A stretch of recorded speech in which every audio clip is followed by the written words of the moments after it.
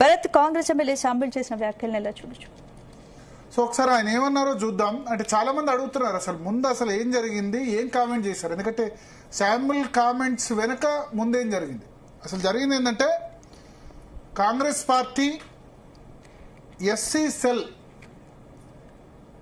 Cell చైర్మన్గా SC department చైర్మన్గా Manakondur MLA Kavampalli Satyanarayana appoint చేశారు ఇటీవల.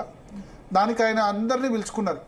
దళిత ఎమ్మెల్యేలు, దళిత ఎంపీలు, కాంగ్రెస్లో ఉన్న దళిత కమ్యూనిటీ అందరినీ కూడా పిలుచుకున్నారు. వివేక్ వెంకటస్వామి, అడ్డూరు లక్ష్మణ్, పిసిసి చీఫ్ మహేష్ కుమార్ గౌడ్, అందరు ఎమ్మెల్యేలు కూడా అటెండ్ అయిన సందర్భంలో ఒకసారి విజువల్స్ ప్లే చేస్తే గనక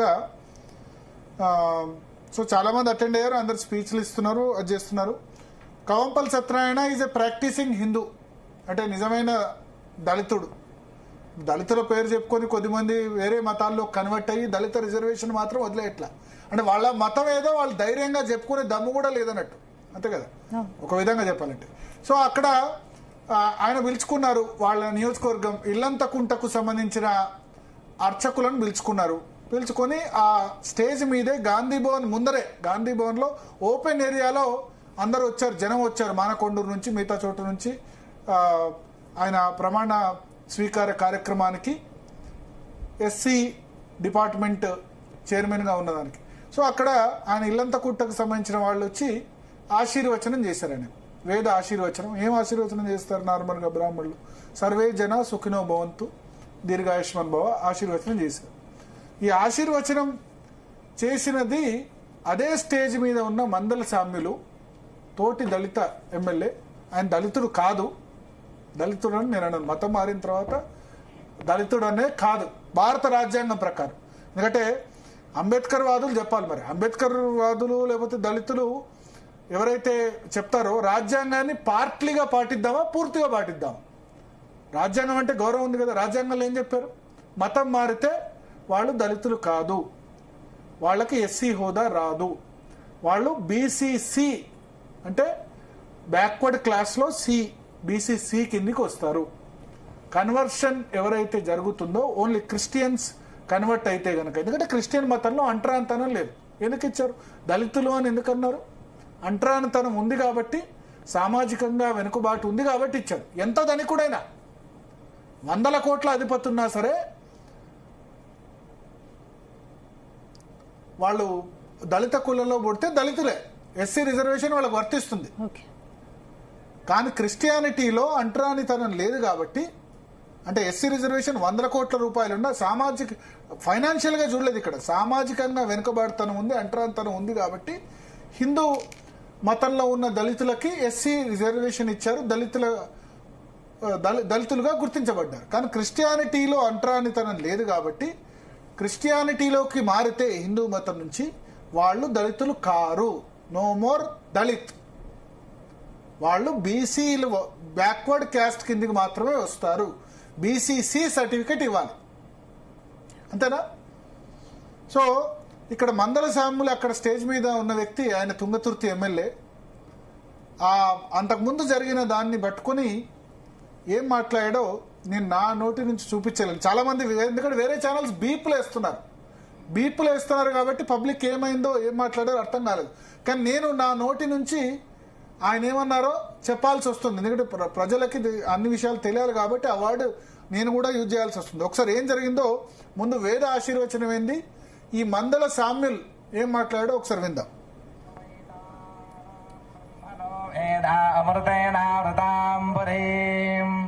తస్మై బ్రహ్మజ బ్రహ్మజాజుకీర్తిం ప్రజాందతో భాగదేయైనైవైనం ప్రణయతి బ్రాహ్మణ ఆదుషేయముద్ధరేత్ బ్రాహ్మణో వై సర్వా దేవతాః సర్వాభిరేవైనం దేవతాభిరుద్ధరతి యావతైర్వై దేవతాస్తాః సర్వా వేదవిధి బ్రాహ్మణే వసంతి తస్మాత్ బ్రాహ్మణేభ్యో వేదవిభ్యో దివే దివే నమస్కుర్యాన్న శ్రీలంకేత్తయే శతమానం భవతి శతాయుః పురుషः శతేంద్రియः ఆయుష్యేవేంద్రియే ప్రతిష్టతి.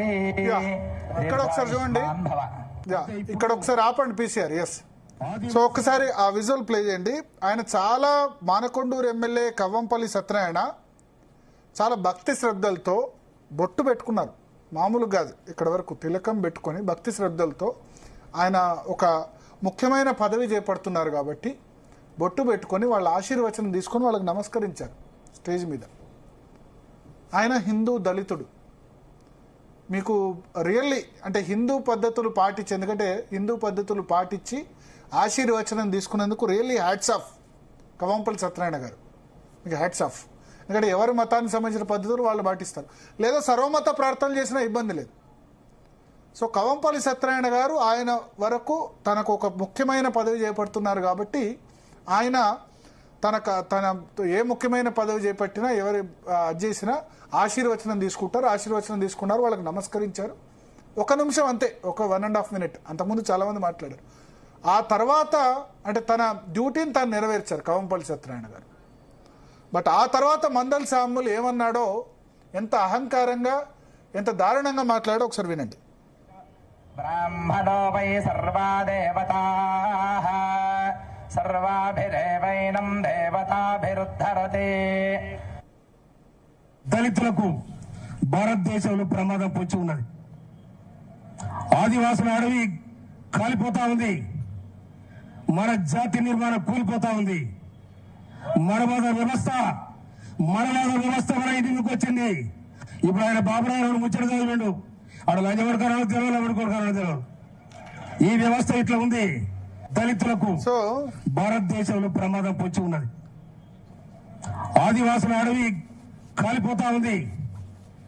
మన జాతి నిర్మాణం కూలిపోతా ఉంది. మనవాద వ్యవస్థ మన ఇంటికి వచ్చింది. ఇప్పుడు ఆయన బాబురావు ముచ్చట చదివిండు. ఆడ లంచగొడకారో తెలియదు, ఎవరికొడకారో తెలియదు. ఈ వ్యవస్థ ఇట్లా ఉంది. దళితులకు పాయింట్ నెంబర్ 1, మన జాతి పరిస్థితి ఇట్లా ఉంది. మందల్ సాముల్ గారు, మీరు దళిత జాతి కాదు. ద మూమెంట్ మీ పేరులో ఉంది క్రిస్టియన్ పేరు, మీరు ప్రాక్టీసింగ్ క్రిస్టియను, మీరు దళితులు కారు. అంబేద్కర్ చెప్పిన దాని ప్రకారం చెప్తున్నాం మేము. అంబేద్కర్ రాసిన రాజ్యాంగంలోనే ఉంది. ఓకే, సో మీకేందంటే మీ మతం మీరు బహిరంగంగా చెప్పుకోలేరు, ఆ దమ్ము లేదు. చెప్పుకొని దమ్ముంటే బీసీసీగా పోటీ చేయండి జనరల్ సీట్లో. మిమ్మల్ని వద్దరు. మీకు షెడ్యూల్ క్యాస్ట్ రిజర్వేషన్ అనుభవించాలి, షెడ్యూల్ క్యాస్ట్ పేరు మీద పోటీ చేయాలి. వేరే చోట్ల పోటీ చేయరాదా? అంటే అక్కడ ఒక ఎస్సీ హిందూకు రావాల్సిన సీటును మీరు గుంజుకున్నారు. మీరు తోటి దళితుడికి అన్యాయం చేశారు. ఓకే, చాలామంది చేస్తున్నారు, నేను చేశాను గ్రాంటెడ్ అని అనుకున్నారేమో. చాలామంది చేస్తున్నారు, నేను చేశానని అనుకోవచ్చు. రెండవది, అక్కడ ఆశీర్వచనం ఇస్తే మీకేమి ఇబ్బంది శామ్యుల్ గారు? నేను మర్యాదనే అంటారు, శామ్యుల్ గారు అని అంటారు. ఇంత తప్పు చేసిన, ఎందుకంటే మనం మర్యాద కోల్పోకూడదు కదా. ఆశీర్వచనం ఇస్తే నీకే నొప్పి, దాన్ని ఓర్చుకోలేవా? ఆశీర్వచనం ఇస్తే మనవాదులు, దళితులు, ఆదివాసుల మీద దాడి జరుగుతుంది. ఆ మంత్రాల్లో బాపనాయన కోమటాయన మాట్లాడొచ్చా ఇట్లా? బ్రాహ్మణులు అంటే ఏంది తప్పు? అంటే ఇప్పుడు ఏమైపోయిందంటే బాపనాయన, కోమటాయన, కమ్మోళ్ళు, చెప్పండి. ఈ క్యాస్ట్లను నేను చెప్తున్నా, ఈ అట్రాసిటీ యాక్ట్ అన్నది కేవలం దళితులకే కాదు, ఏ కులాన్ని కించపరిచినా అట్రాసిటీ పెట్టే నిబంధన రావాలి. ఏ కులాన్ని కించపరిచినా అంతే కదా. మీ ఎవరికి ఏ కులం ముఖ్యమైనా, ఎవరిని ఏ కులం అయినా, కమ్మోళ్ళు అన్నా రావాలి, కోమటోళ్ళు అన్నా రావాలి, బాపనోళ్ళు అన్నా కించపరిచినా రావాలి, ఎవరు గౌన్లోళ్ళు అన్నా రావాలి, గౌడ కులస్తులు అనాలి, కాపోళ్ళు అన్నా రావాలి. ఎవరన్నా ఏ కులాన్ని కించపరిచినా అట్రాసిటీ యాక్ట్ వర్తించాలి. అంతే కదా. ఎవరి కులం వాళ్ళ గొప్ప. బాపనోళ్ళు ఏంది, బ్రాహ్మణులు అనరాదా? Point number 1. ఆయన వచ్చి నీకు వేదమంత్రం అర్థం కాకపోతే చెప్పు శామ్యుల్, వేదమంత్రాలు సంస్కృతంలో ఉన్నాయి. మరి మీరు ప్రాక్టీసింగ్ క్రిస్టియన్ కదా, బైబిల్ ఏ భాషలో ఉంది? హిబ్రూ భాషలో ఉంది. తెలుగులోకి అనువదించి మీరు చదువుకొని చేస్తున్నారు కదా, మాకు గౌరవం ఉంది బైబిల్ మీద, తప్పేం లేదు. ఆ సంస్కృతంలో మంత్రాలు అర్థం కాకపోతే అడగండి.